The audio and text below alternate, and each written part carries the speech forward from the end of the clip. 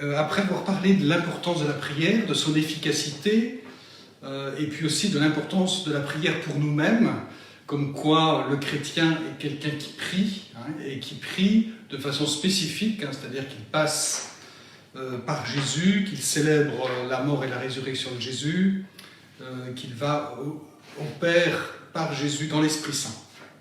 Eh bien, nous allons voir quelques prières. Alors, je ne vais pas parler de la liturgie. Excusez-moi. Je ne vais pas parler de la liturgie. Il faut que je surveille l'heure, la durée. Voilà. Je ne vais pas parler de la liturgie pour la simple raison, c'est que on en parle régulièrement. J'ai eu l'occasion de faire plusieurs enseignements que vous trouverez sur la page YouTube sur les gestes et attitudes des laïcs dans la liturgie. Et ça me donne l'occasion de parler de plein d'aspects de la liturgie.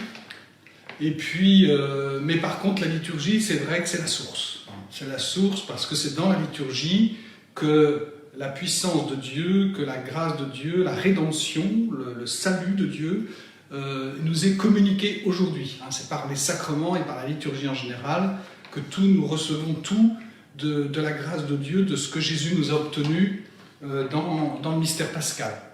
Mais par contre, on ne peut pas se contenter simplement des sacrements de la liturgie. Il nous faut après entrer dans une vraie prière personnelle, puisque par le baptême, nous avons été rendus capables de dire à Dieu « Abba Père » et de prier.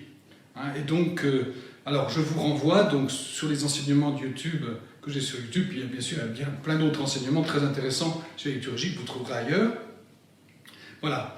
Je ne vais pas non plus parler de l'adoration, parce que, alors ça aurait été un point important, la liturgie est aussi pour nous un acte d'adoration avant tout. Je ne vais pas d'abord en parler, parce que l'adoration a été traitée aussi sur la paroisse de nombreuses fois. Là, je vous renvoie sur le site de la paroisse, et sur la page de l'adoration, il y a un certain nombre d'enseignements qui ont été faits sur ce sujet et qui nous aident à comprendre ce qu'est l'adoration, et particulièrement l'adoration eucharistique. Mais donc là, je veux parler de l'oraison, une manière spécifique de prier.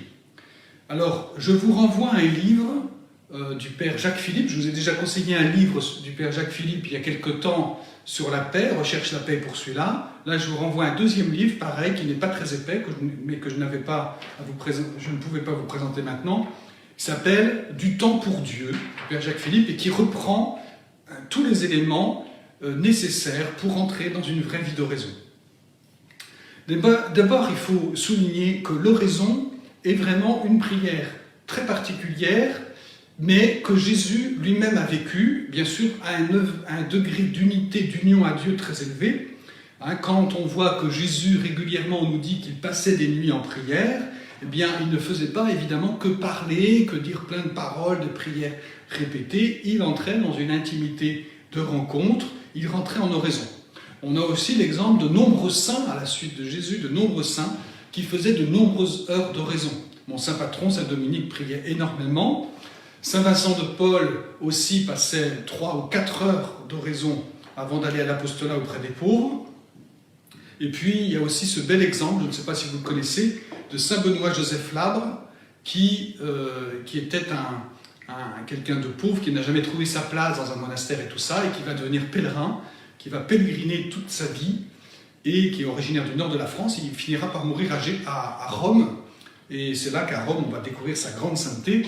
Et donc, saint Benoît-Joseph Labre était réputé pour être un homme d'oraison, à un tel point que le seul portrait qu'on a de lui, c'est une fois où on lui a demandé, un peintre a demandé de faire son portrait, parce qu'il était reconnu quand même un petit peu comme un saint, et il s'assoit, donc il se met en place, il s'assoit pour qu'on puisse faire son portrait, et en fait, on va avoir un portrait de lui en oraison, les yeux fermés, en oraison, parce que il va rester pendant 3 heures comme ça, sans bouger, et voilà, il va rentrer en prière et en oraison.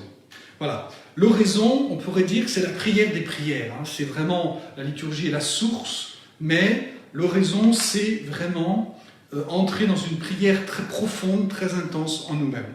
C'est celle qu'il nous faut sans doute privilégier, en tout cas c'est celle que j'encourage particulièrement Parce que l'oraison nous fait, la prière personnelle en général, on ne peut pas y persévérer si on n'est pas touché par Dieu et aimant de Dieu, mais l'oraison particulièrement. Hein, l'oraison, c'est un temps tellement gratuit, il n'y a tellement pas d'intérêt direct à faire tout cela que finalement ça nous fait rentrer dans la pureté de la prière.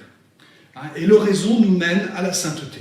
Hein, bon, bien sûr, il faut des efforts personnels de conversion dans notre vie quotidienne, dans nos attitudes, dans nos comportements, dans nos réactions, hein, dans ce qu'on va faire auprès de ceux qui sont autour de nous, mais il n'empêche que l'oraison, si on persévère dans l'oraison, eh bien, immanquablement, il y aura une transformation, une sanctification qui va se réaliser, qui sera due aux sacrements reçus, évidemment, mais des sacrements qui vont nous imprégner toujours davantage, et cette présence de Dieu va irradier toute notre vie. Nous allons être sanctifiés, et on dirait même divinisés. Donc on ne peut se contenter de prier à la va-vite. Hein. L'oraison, voilà, ce qu'il faut, c'est l'oraison demande du temps. On ne peut pas prier à la va-vite. Se contenter de prier à la va-vite, c'est bien, mais c'est insuffisant. Hein. Ça peut compléter comme ça, faire une petite prière le matin, le soir, une petite pensée pour Dieu en journée, très bien, parfait, pas de problème, mais ça n'enlève pas la nécessité d'une vie d'oraison. Alors, qu'est-ce que l'oraison? Qu'est-ce que la prière en général? Thérèse de Lisieux a cette petite définition que je vous ai déjà donnée. Pour moi, dit-elle, la prière, c'est un élan du cœur.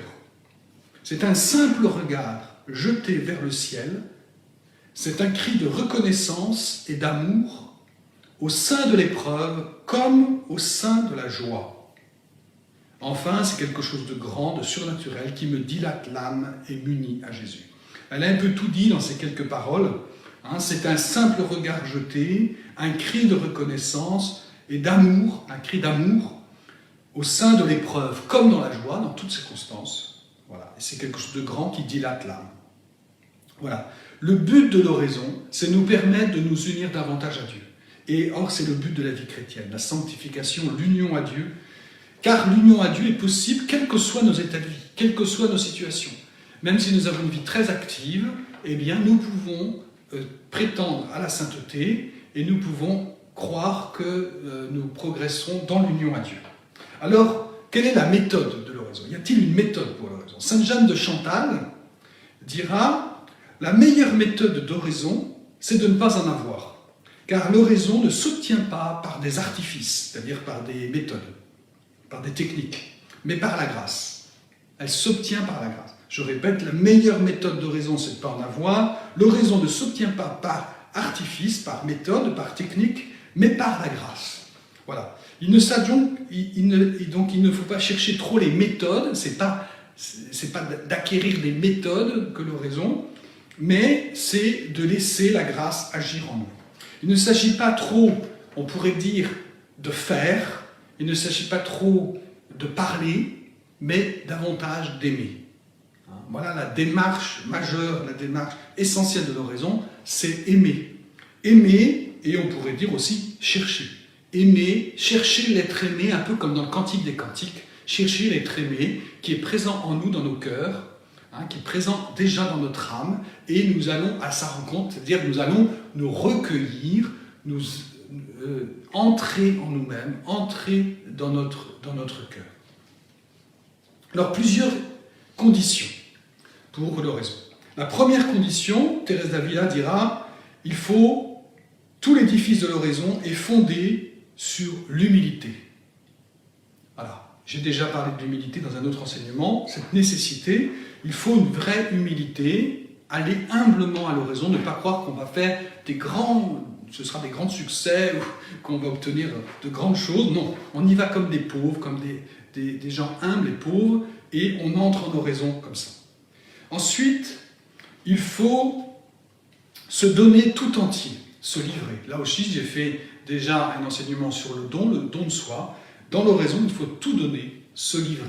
Un peu comme à la messe, eh bien, dans l'oraison, on donne toute notre vie. On est complètement à Dieu, on n'est qu'à Dieu. Pendant ce temps-là, on n'est qu'à Dieu, on donne notre vie à Dieu, on remet tout.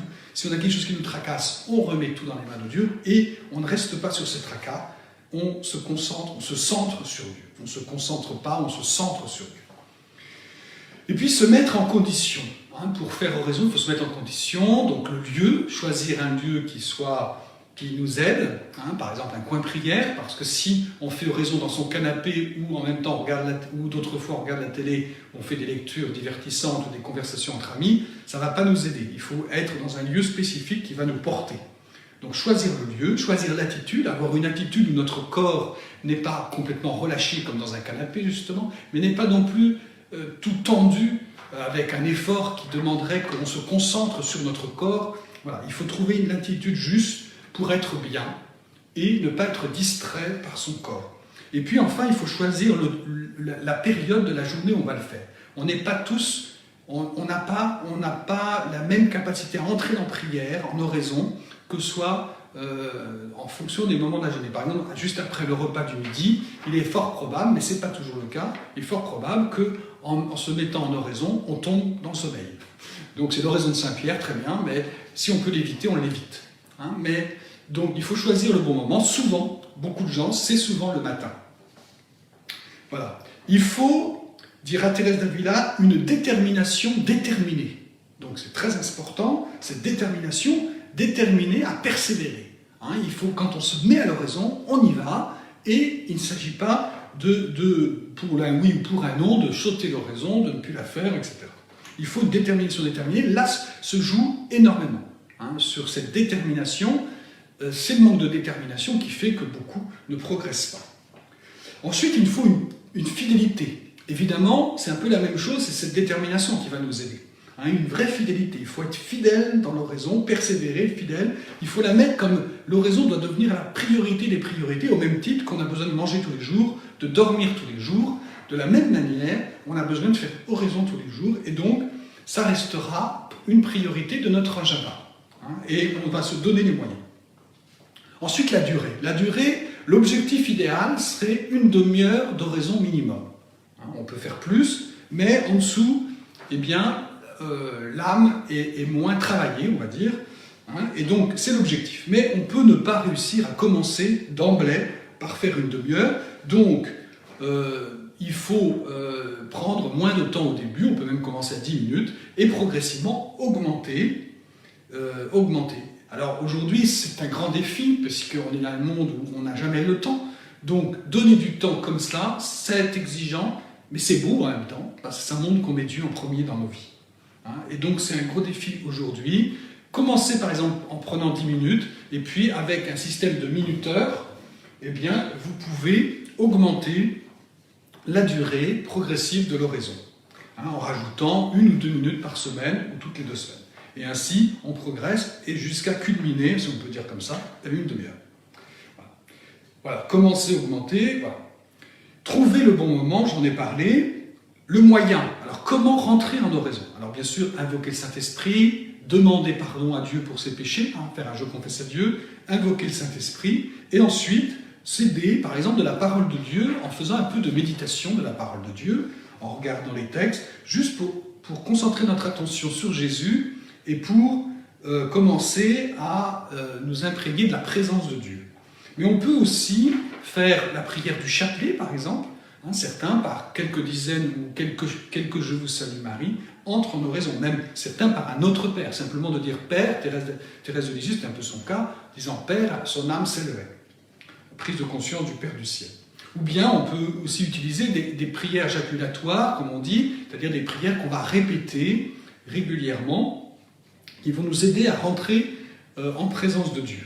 Alors, donc, il y a la prière de Jésus, la prière du pèlerin russe, celui, si vous avez lu déjà ce livre, le récit d'un pèlerin russe, je vous le conseille, eh bien, vous pouvez dire « Seigneur Jésus-Christ, Fils de Dieu Sauveur, aie pitié de moi pécheur ».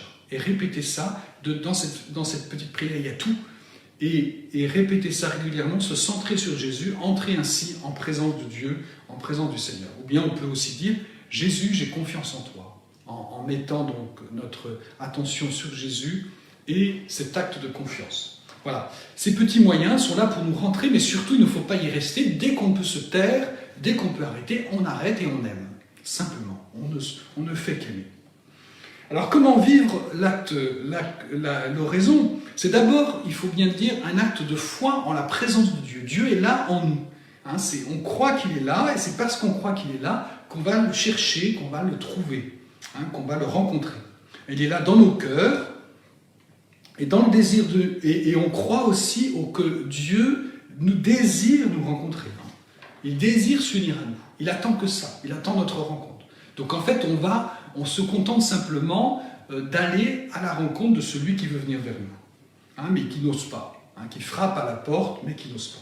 C'est un acte de foi aussi dans la fécondité de l'oraison, de croire que l'oraison va porter du fruit dans ma vie, même si je ne vais pas le voir immédiatement, il ne faut même pas le chercher.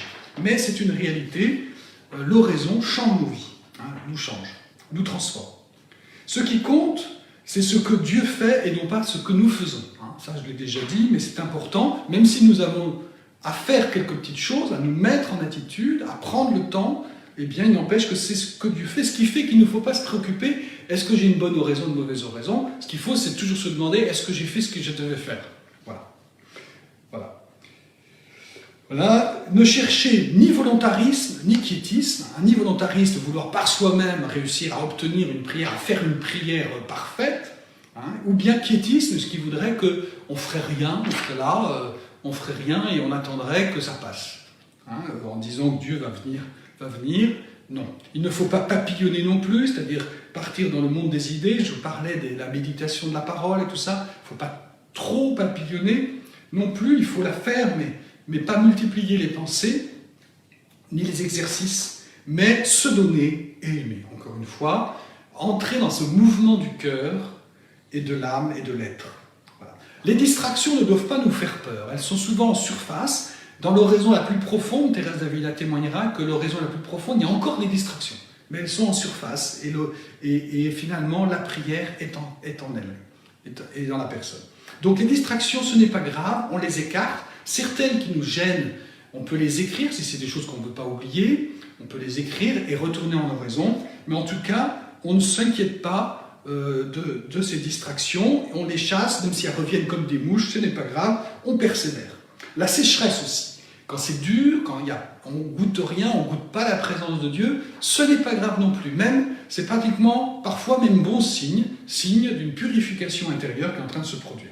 Les consolations aussi, quand on reçoit on sent l'amour de Dieu, on est comblé par cet amour, on l'accueille, mais surtout, très important, on ne s'y attache pas. Si ça disparaît, c'est très bien. Si ça reste, c'est très bien. Mais on ne s'y attache pas, on rend grâce. On fera même mémoire de ces moments de grâce plus tard, quand ce sera plus difficile. Mais surtout, on ne s'attache pas, on ne recherche pas la consolation, car ce n'est pas la consolation qui est signe d'une bonne oraison. Voilà. C'est l'oraison, encore une fois, c'est une union à Dieu, une recherche de Dieu. C'est sensible ou ne pas sensible, mais ce n'est pas la question de sentir ou pas sentir qui fait qu'on a une bonne oraison et qu'on est uni à Dieu. Hein. C'est indépendant. Hein, il suffit de penser par exemple à Mère Teresa, qui vivra une très très longue sécheresse dans sa vie, plus de 40 ans de sécheresse, donc elle ne sentait rien jamais, et pourtant elle était unie à Dieu. Hein, donc voilà, on n'est pas obligé de sentir pour être uni à Dieu. Mais voilà, il faut avoir une vie droite et rechercher Dieu, en particulier dans l'oraison.